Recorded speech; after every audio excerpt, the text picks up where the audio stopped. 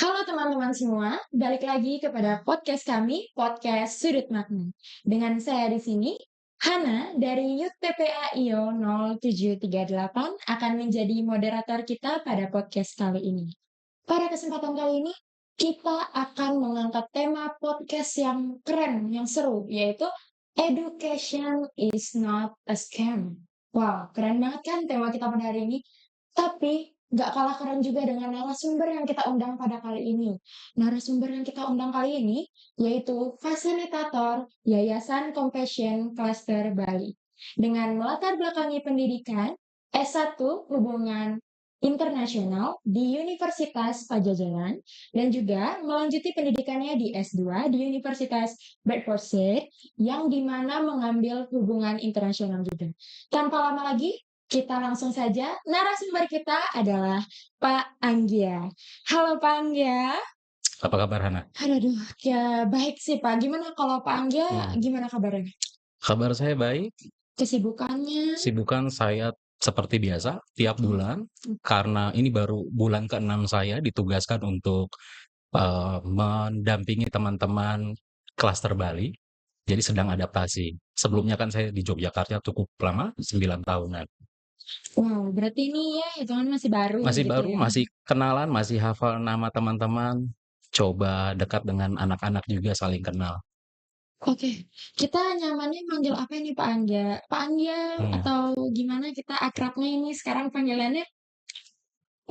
Anggia atau panggil Pace. Pace aja ya. Iya. Oke, kalau Pace, waktu Pace pertama kali tahu akan membawa podcast tentang education, it's not a scam. Gimana sih Pak Anggia waktu tahu diundang untuk membawa topik ini, Pak Anggia gimana? Sebelumnya saya apresiasi dulu teman-teman ya, dan teman-teman artinya menyuarakan pasti ada latar belakangnya ya. Dan kalau saya duga-duga mungkin ya kegelisahan pada umumnya anak-anak muda di Indonesia tentang bagaimana mereka berpikir tentang karir masa depan gitu, dan juga pendidikan yang sedang mereka tempuh saat ini. Jadi saya pikir ini topik yang menarik. Ini kesempatan saya boleh sharing juga dari sudut pandang saya sebagai fasilitator, juga sudut pandang sebagai orang tua, sama seperti ya suara dari orang tua kalian juga. Jadi saya pikir ya udah kita ngobrol, kita diskusi. Oke, kalau tentang education it's not a Hmm. scam ya Pak Anggia. Banyak orang yang berpikir education itu pendidikan itu ada yang investasi, ada juga yang berpikir pendidikan itu penipuan.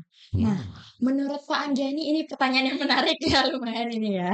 Jadi menurut Pak Anggia di dalam case ini pendapatnya Pak Anggia tentang investasi atau penipuan itu gimana?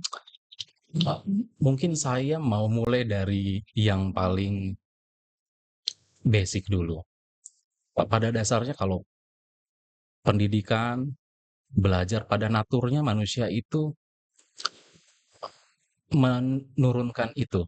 Jadi ketika seseorang orang tua ke anaknya, ke generasi berikutnya, secara genetik itu pasti sudah diturunkan. Jadi ada proses transfer informasi gitu ya. Secara natural itu sudah terjadi sebenarnya. Jadi proses belajar, proses menempuh pendidikan ya. Pendidikan itu sebenarnya secara natural setiap manusia itu sudah lumrah terjadi. Itu yang namanya nature-nya seperti itu. Nah, sekarang kalau bicara pendidikan dalam ranah nurture itu sesuatu yang dikondisikan, dibentuk. Nah, bicara tentang pola asuh, bicara tentang sistem pendidikan, sekolah, begitu ya. Itulah nurture.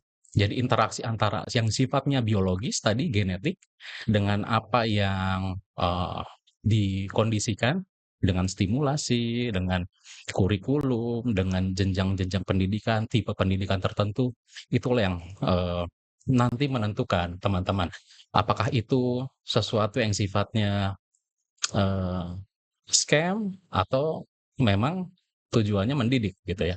Jadi bagi saya pribadi sebenarnya pendidikan itu esensinya tuh netral. Pada dasarnya itu netral gitu. Sebenarnya itu netral. Ya. Kalau bicara tentang itu scam atau bukan, kembali lagi itu sangat luas sekali. tidak bisa dipungkiri zaman sekarang kalau ngelihat pendidikan sebagai bisnis, sebagai industri begitu, bisa saja ada yang berpikir seperti itu. Hanya pragmatis saja, sekolah hanya transaksi biar dapat, satu Gelar, gelar gelar. atau bukti kompetensi tanpa melalui proses esensi dari belajar itu sendiri. Kan output-nya itu kan knowledge ya, betul toh? Iya. Punya pengetahuan, bisa membentuk value kita. Sebenarnya di situ. Oke, tapi kalau tadi kan udah dibilang kalau misalnya untuk pendidikan itu menurut Panja itu netral. Hmm, Nah, ada juga orang yang mungkin tidak memiliki gelar, pendidikannya tidak yang sampai tinggi kayak kuliah gitu, cuman dia sukses. Nah, ada orang yang sukses tanpa gelar itulah bahasanya. Apakah karena itu pendidikan itu nggak penting atau bagaimana? iya, output dari pendidikan itu kan sebenarnya orang jadi punya pengetahuan, gitu ya, tentang definisi sukses, gitu ya, konversinya jadi misalnya sukses itu punya karir tertentu, punya gaji jumlah digit tertentu gitu, atau kerja di mana. Itu, tahap selanjutnya, itu sudah, apa ya, satu tingkat sudah lebih jauh gitu. Tapi output sebenarnya dari esensi dari pendidikan itu orang jadi tahu, orang jadi kenal, dia punya satu mindset baru, punya apa namanya, kalau kita bilang disiplin berpikir baru, itu sebenarnya pengetahuan itu yang dia dia pakai dalam memaknai hidup dia, gitu.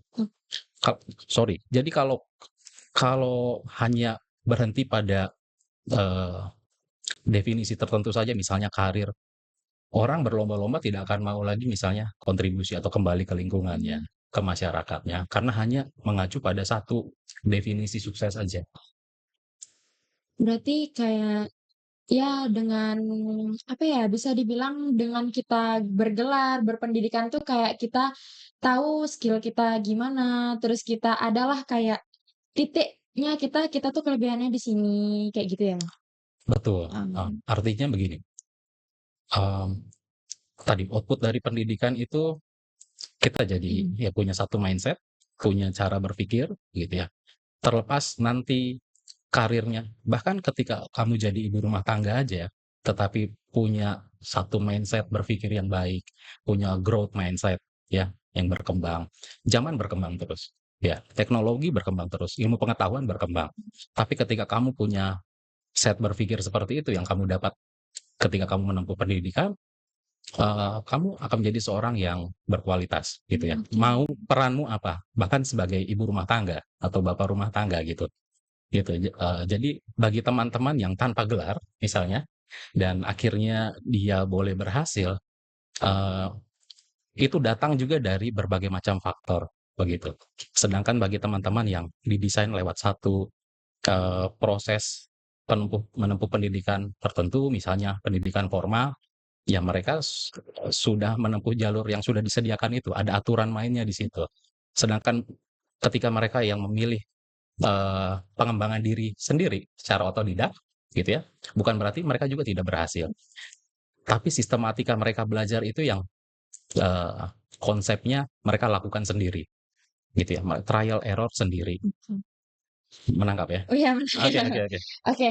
Kalau itu tadi dari segi pendidikan tentang investasi atau penipuan. Oke. Oke, kalau ini kita agak sedikit out of the box sedikit Mhm. ya, pembahasannya tentang mengapa ya, kayak apa aja sih faktor dari sudut pandang Pak Anggi ya, yang sudah memiliki riwayat latar belakang pendidikan di luar negeri, itu apa saja sih faktor yang membuat negara Indonesia itu pendidikannya tuh, di bawah dibanding dengan pendidikan negara-negara yang berkembang? Iya, kalau bicara Indonesia itu kan, sistemnya, kaitannya nasional ya, lingkupnya nasional. Pasti ada, kaitannya dengan sistem pendidikan gitu ya. Iya kebijakannya, menyusun anggarannya, betul ya? Menyusun kurikulumnya, bagaimana memperhatikan kualitas guru, ya, research gitu ya. Itu banyak hal yang dilakukan. Tetapi kalau saya ngelihat Bagi saya pribadi, pendidikan itu harus digarap sesuai dengan, konsep yang benar. Misalnya begini, eee, sekarang ada perkembangan ilmu tentang, neuroscience itu ada, yang menjelaskan tentang tahap perkembangan manusia itu ada fondasinya, ada piramidanya. Tahap yang paling dasar itu bicara tentang, sensori kita, ya tentang bagaimana indera kita bertumbuh, ya. Pendengaran, terus, meraba, termasuk, sendi dan juga keseimbangan kita. Dugaan saya, konsep pendidikan di Indonesia seringkali tumpang tindih. Eee, Piramida itu bagian paling puncak itu baru bicara tentang akademik, gitu ya.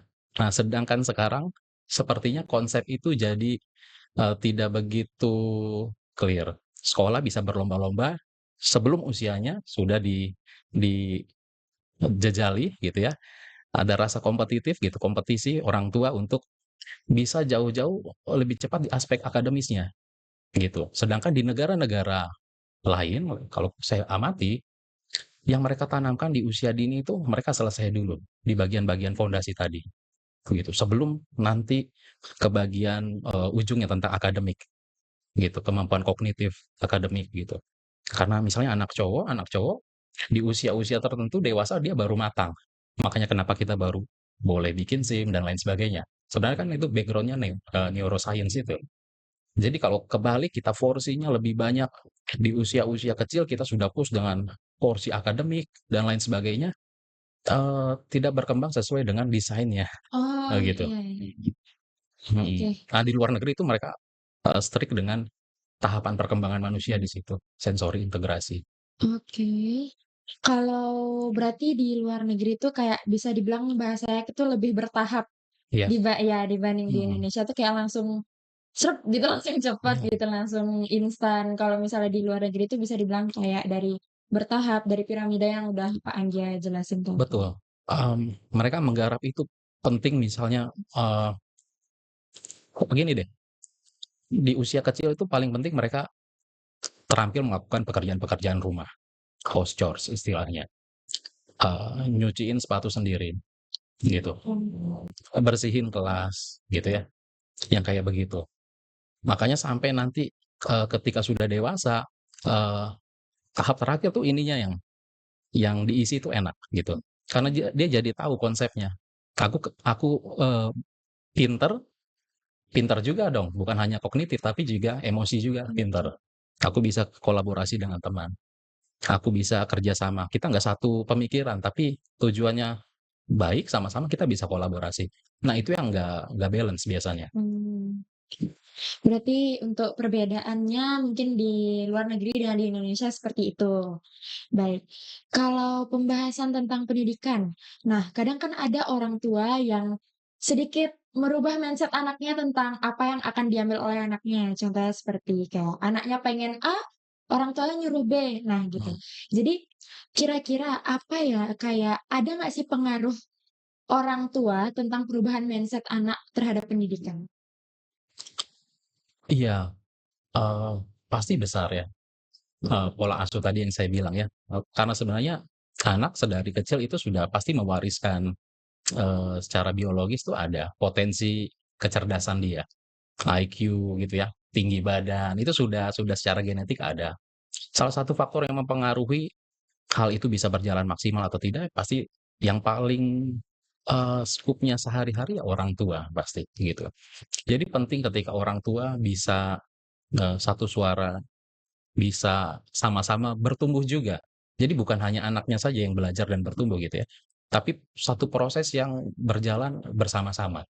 Orang tua juga belajar dan juga bertumbuh, tidak memaksakan cetak yang sama, output yang sama, padahal Tuhan datang dengan potensi genetik yang baik dan punya keunikan masing-masing.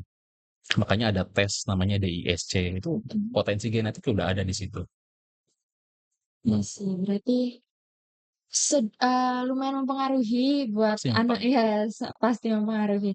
Oke, Pak Anggia, untuk pendidikan di Indonesia, menurut Anda pendidikan di Indonesia ini masih memiliki banyak tantangan ya, kayak contohnya utamanya di guru yang menurut Anda, masih belum merata. Dikarenakan kita tahu sendiri kurikulum merdeka itu di mana anak-anak itu dibebaskan untuk memilih hal yang mereka suka. Nah, di mana kadang di satu kelas itu ada terdiri dari 30 anak, 40 anak, seperti itu, dan sedangkan satu guru itu tidak mungkin bisa meng-handle 30 anak yang minatnya pastinya berbeda-beda.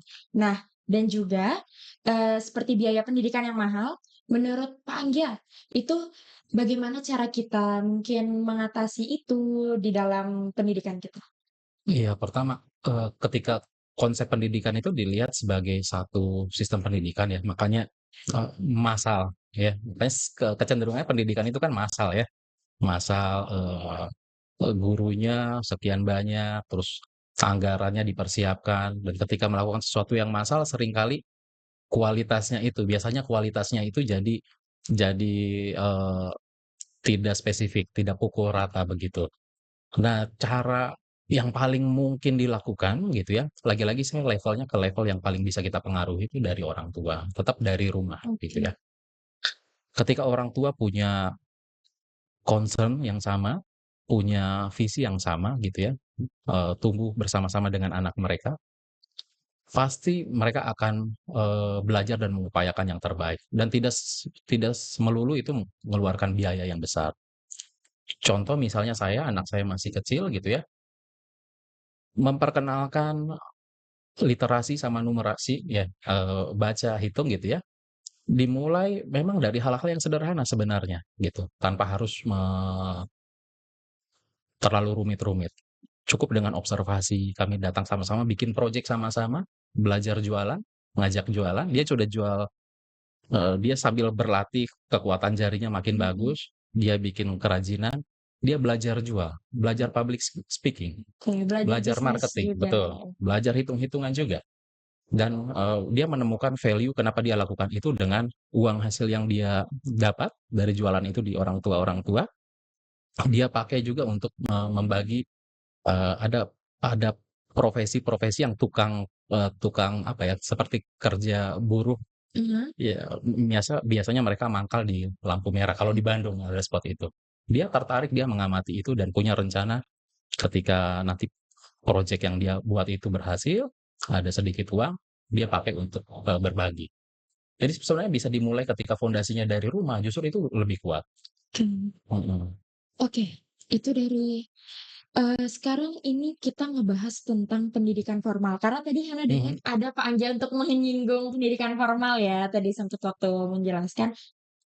Di era digital ini, sering sekali kadang dosen itu atau guru lah bahasanya ya, guru itu mengganti pendidikan formal itu ke online, kayak contohnya seperti Zoom meeting atau Mhm. Google Meet, nah gitu.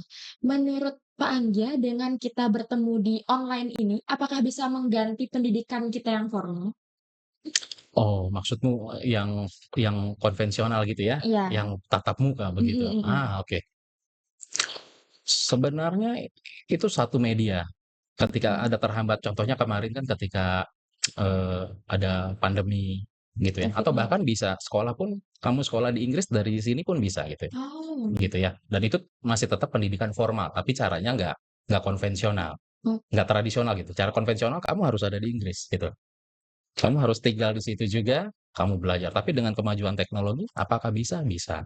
Tapi begini, pendidikan formal itu memang yang menjadi nilai keunggulannya sudah ada sistemnya, mhm, gitu ya. Eee, Ibaratnya restoran, kamu datang ke restoran yang masak, mereka sudah punya standar, oke, ya. Kokinya mau masak apa, dia tahu bahan bakunya apa, dia research, dia bikin. Jadi kemungkinan, berubahnya kecil, oke, ada alur proses itu. Sedangkan kalau misalnya kamu belajar otodidak sendiri gitu ya, peluang untuk error gitu, trial mhm, error lebih besar. Gitu, kalau kamu belajar sendiri, belajar mandiri gitu ya, trial dan error-nya lebih besar dan kamu harus siap secara mental, karena kamu sendiri yang bertanggung jawab dan mempersiapkan tadi proses belajar itu ada di kamu sepenuhnya. Belajar dari internet, cari materi di internet, belajar dari YouTube, invest waktu kamu dan tenaga banyak. Tapi kalau pendidikan formal yang tadi, mau caranya tatap muka atau caranya daring gitu ya, sudah ada yang merancang itu, termasuk ada akreditasinya untuk menjamin mutunya tuh ya standar gitu, ada Oke. standarnya. Berarti kalau misalnya kayak kita formal, itu kita lebih kayak tertata karena kita tahu ada yang apa ya, ada yang me-manage itu kayak ngasih tahu, Iya, "Abis ini kamu ini." iya, Sedangkan kalau kita autodidak sendiri itu kita iya, bingung dimulai dari mana, kita harus betul. gimana gitu Effort ya. kamu besar di Lebih situ, bisa oke. gitu. Tapi apakah bisa peluang berhasilnya juga ada? Tentu ada, gitu. Tapi effort-nya lebih besar, Oke. gitu.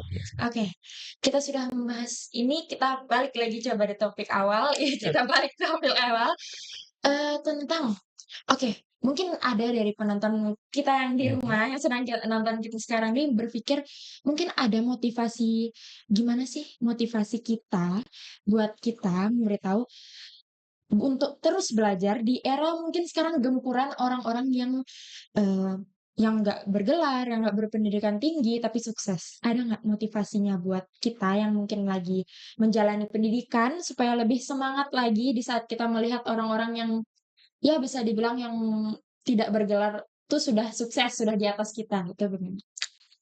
Iya, lagi-lagi balik ya, pendidikan itu, teman-teman semua, output-nya itu proses kita jadi punya ilmu. Oke.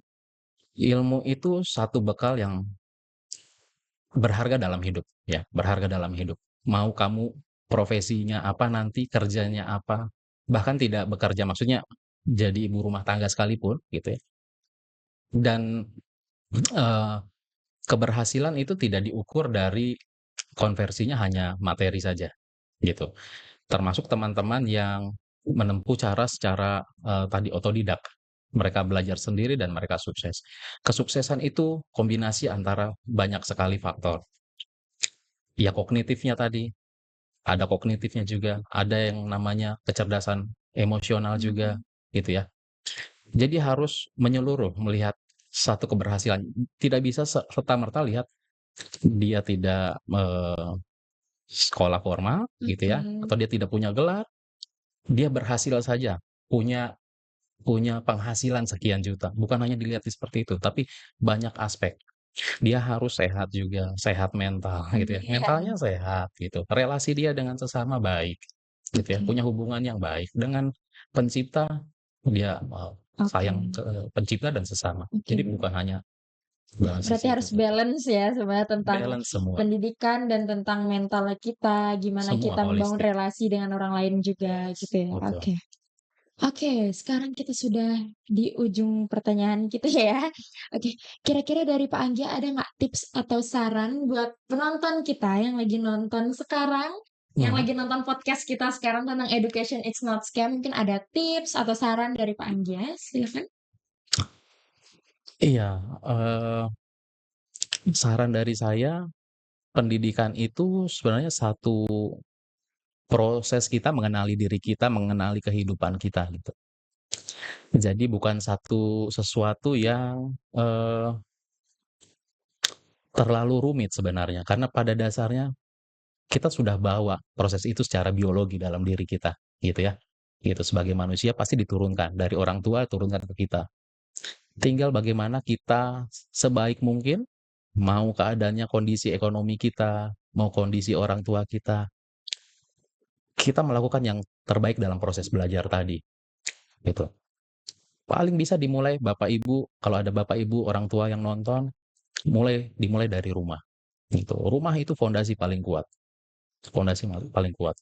Makanya kenapa sekarang pemerintah mau bicara tentang pendidikan itu menyasar mulai dari nutrisinya dulu, gitu ya, dan lain sebagainya. Itu karena ada hubungannya semua, tidak bisa berdiri sendiri. Tapi yang paling bisa kita lakukan lagi-lagi kembali dari rumah. Perbanyak sekarang mata uangnya itu bukan tidak melulu ekonomi, tidak melulu uang, tapi kasih sayang. Kasih sayang yang banyak. Kita sebagai orang tua, rasa-rasanya kasih sayang itu, sesuatu yang semua orang punya lah dan bisa lakukan itu, Ya, tidak harus ada kondisi dulu, gitu. Semua orang sama. Tuhan kasih peluang yang sama untuk bisa menyayangi anaknya, gitu ya. Itu yang paling penting sebagai fondasi dia nanti punya daya juang, gitu ya. Berpikir mindset yang optimis di situ. Jadi ketika hambatannya biaya, hambatannya tentang yang rumit-rumit nanti dia akan datang, ya dia bisa siap karena tidak selalu anak itu ada dalam otoritas kita. Tapi kita harus mulai dengan yang paling fondasi dulu, kasih sayang yang banyak di rumah. Gitu. Mungkin itu dulu sih, itu Oke, yang aku bisa bagikan. terima kasih Pak Anggi ya, udah bisa meluangkan waktunya buat kita, mungkin buat penonton yang ingin tahu banget tentang Hmm. education is not scam. Ini jujur aja menurut Hana ini materi yang sangat mahal menurut Hana, karena mungkin di antara apalagi menurut Hana di kalangan umur seusia Hana ini lagi pada labilnya mau kuliah atau mau enggak gitu kan. Jadi ya ini pastinya ini materi yang udah kita bahas kali ini nih sangat berguna, entah itu dari mungkin dari usia yang SMP bahkan bisa, maupun yang udah dewasa gitu kan. Oke Pak Anggia, sebelum kita selesai ini, tim kita ada persiapkan merchan buat guest kita hari ini, oke? Tim boleh minta tolong? Oke, ini Pak Anggia, kita ada sedikit merchan, oke. Terima kasih Pak Anggia. Oke, Kasih. sebelum kita menyelesaikan ini, kita di tim ini kita ada jargonnya. Jadi waktu kita ngomong ADB, kita gerakannya always do the best. Oke? Kita coba ya. Ya. ADB, Always always do the the best. best. Oke teman-teman, terima kasih sudah meluangkan waktunya buat nonton podcast kita kali ini. Jangan lupa di like, jangan lupa di share, di komen untuk konten kita selanjutnya. Jangan lupa dipencet tombol notifikasi di bawah supaya kalian tidak ketinggalan konten kita selanjutnya. Oke, terima kasih Pak Anggia sudah Kasih. memberikan waktunya untuk memaparkan materi kita pengen. Sukses. Terima kasih.